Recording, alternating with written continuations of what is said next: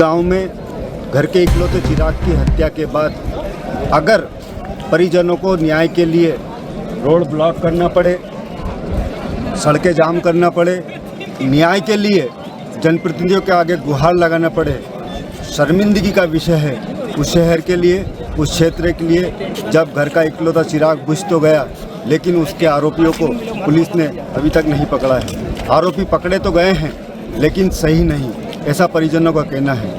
मौके पर विधायक हैं, मौके पर एसडीएम है, मौके पर तमाम प्रशासनिक अधिकारी हैं, मगर नहीं है तो इस घटना का असली आरोपी।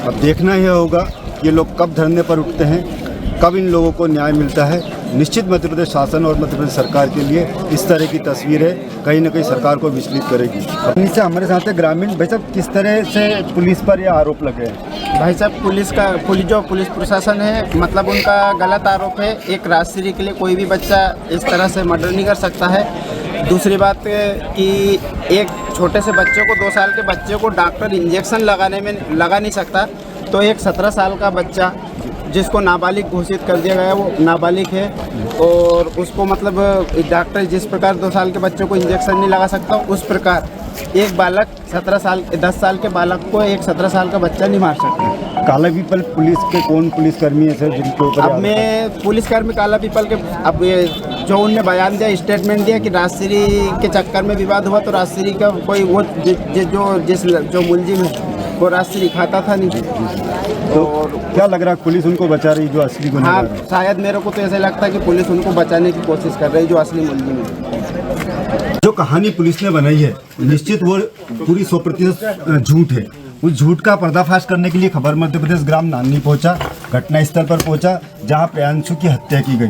जिस तरह से पुलिस ने जो आरोपी बनाया वो महज 16 साल का है। अगर 16 साल का आरोपी है और वो एक बच्चे की हत्या करता है तो मैं आपको अपने कैमरामैन से कहना चाहूँगा कि वो बताए कि किस तरह से यहाँ पर जिस तरह से खून में लथपथ ये पूरा स्थान पड़ा हुआ है। साथ में अगर एक छोटा सा बच्चा है और उसकी हत्या एक छोटा बच्चा ही करता है तो क्या इस तरीके से उसकी नसब से हत्या कर सकता है? निश्चित जिस तरह से उस प्रियांशु के हाथ बंधे हुए थे, हाथ बंधने के साथ में क्या प्रियांशु की पहले हत्या की गई या उसके बाद में उसके हाथ बांधे गए? अगर दोनों ही कहानी सच है तो फिर आखिर 16 साल का एक मात्र छोटा सा हत्यारा वो इतनी बड़ी हत्या कैसे कर सकता है? निश्चित जो ग्रामीणों का आरोप है वो कहीं ना कहीं आरोप नहीं सत्य सिद्ध होता है, क्योंकि घटना स्थल के जिस तरह के साक्ष्य हैं उसमें कहीं ना कहीं काला पीपल पूर्ण रूप से दोषी है। काला पीपल पुलिस पर जिस तरह के आरोप लगे हैं कि आरोपी को बचाया जा रहा, निश्चित पुलिस किसी न किसी दबाव में या अपनी जेब गर्म करने के चक्कर में जो ओरिजिनल आरोपी है उसको बचाकर निर्दोष को फंसाने का प्रयास कर रही है। खबर मध्य प्रदेश, दीपक सक्सेना।